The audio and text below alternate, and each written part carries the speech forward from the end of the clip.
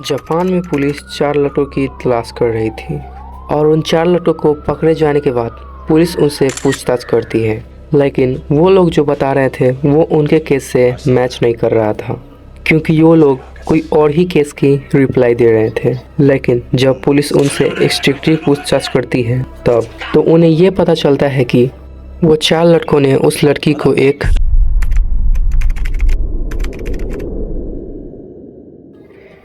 इस केस की starting Japan Minato शहर से होती है, जहाँ पे 70 इयर्स ओल्ड जुनको फुरुता अपने यंगर ब्रदर एंड अपने पेरेंट के साथ रहा करती थी और वो वहाँ पे यासियो मिनामी हाई स्कूल में पढ़ा करती थी और उसके साथ साथ वो एक पार्ट टाइम जॉब भी किया करती थी प्लास्टिक होल्डिंग फैक्ट्री में, ताकि वो अपने ग्रेजुएशन ट्रिप के लिए पैसे कलेक्ट कर सके। और जुनको काफ़ी खूबसूरत थी और उसके साथ साथ वो पढ़ाई में भी बहुत अच्छी थी, इसलिए जुनको अपने स्कूल के स्टूडेंट को अपने ऊपर अट्रैक्ट कर लेती थी। जुनको अपने स्कूल के लड़कों के लिए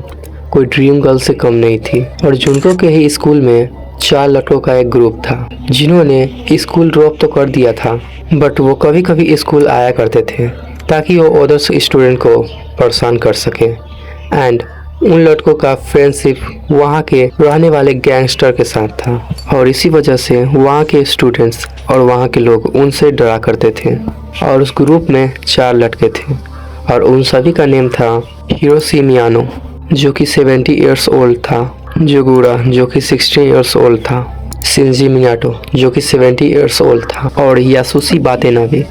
ये 4 लड़कों का ग्रुप था और इन 4 लड़कों में से हिरोशी मियानो को जुनको के ऊपर क्रश था और वो एक दिन जुनको को प्रपोज कर देता है, बट जुनको हिरोशी को रिजेक्ट कर देती है। एंड हिरोशी मियानो को ये रिजेक्शन बर्दाश्त नहीं हुआ और ये रिजेक्शन का गुस्सा उसके मन में था।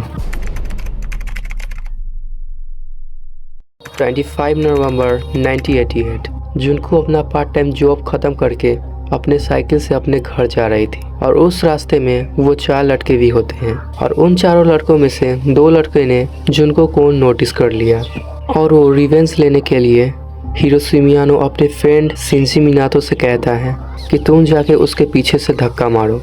और मैं उसे जाके हेल्प करूंगा। तो शिंजी मिनातो ने ये बात मान लेता है और वो जुनको को पीछे से धक्का मार के नीचे गिरा देता है और इसके बाद हिरोशी मियानो पीछे से जुनको की मदद करने आता है और इसी बहाने वो जुनको से बातचीत करना शुरू कर देता है। और हिरोशी मियानो वो जुनको के स्कूल में ही पढ़ा करता था,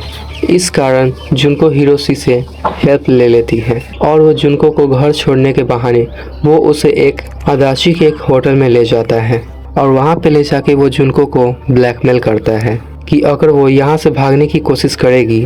तो वो उसके पूरे फैमिली को मरवा देगा अपने गैंग मेंबर को बोलकर। तो इसी बात से जुनको डर जाती है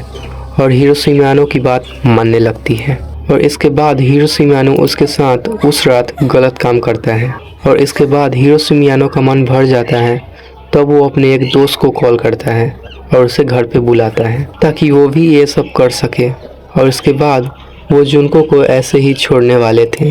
बट उन्हें ये एहसास हुआ कि वो उसे छोड़ देंगे तब वो जाके पुलिस को ये सब बता सकती है। इसलिए जुनको को शिंजी मिनाटो के घर ले जाते हैं और शिंजी मिनाटो के पेरेंट्स से ये बोलते हैं कि वो इसकी गर्लफ्रेंड है और अब से ये उसके ही साथ रहेगी। और शिंजी के पेरेंट्स को पता था कि वो शिंजी मिनाटो की गर्लफ्रेंड नहीं है, फिर भी वो चुप थे। वो इसलिए चुप थे क्योंकि शिंजी एक बहुत ही बड़े गैंग में काम करता था और वो लोग इन्हें ही मार सकते थे, इसलिए शिंजी जो कुछ भी करता वो उसे चुपचाप देखते रहते।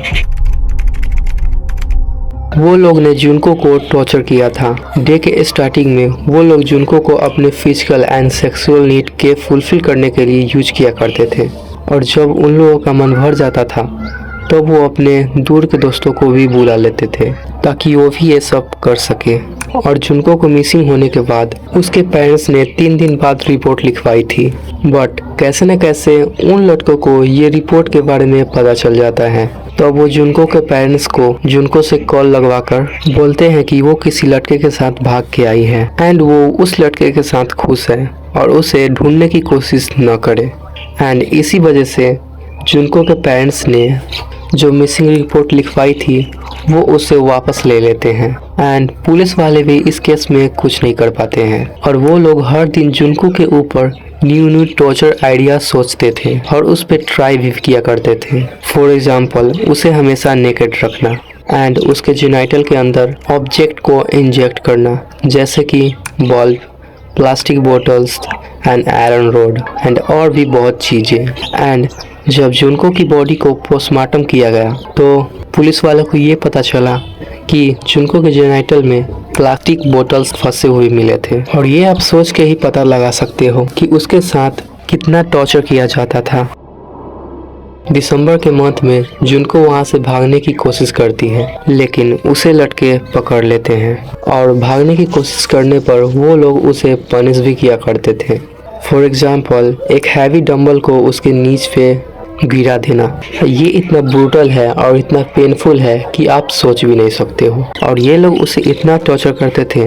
कि जुनको बोलती थी प्लीज़ मुझे मार दो। और इतना ही नहीं, वो उसके बॉडी पे हॉट वैक्स भी गिराया करते थे एंड उसके बॉडी को लाइटर से अलग अलग जगह पे जलाया करते थे और वो उसे अच्छे से फूड भी नहीं देते थे और वो उसके ही यूरिन पीने पे फोर्स करते थे और ये नहीं करती तो वो उसे मारते थे। और प्रॉपर फूड न लेने की वजह से उसका पूरा बॉडी वीक हो गया था और वो घाव भर नहीं रहे थे और उस घाव से फ्लूइड गिर रहा था और अब उन लड़कों को जुनको से घिन आने लगी थी। एंड 4 जनवरी 1989 हिरोशिमा उस दिन अपने सारे पैसे गैम्बलिंग में हार जाता है। इस चीज़ का गुस्सा वो जुनको के ऊपर उतारता है until she is die। 5 January 1989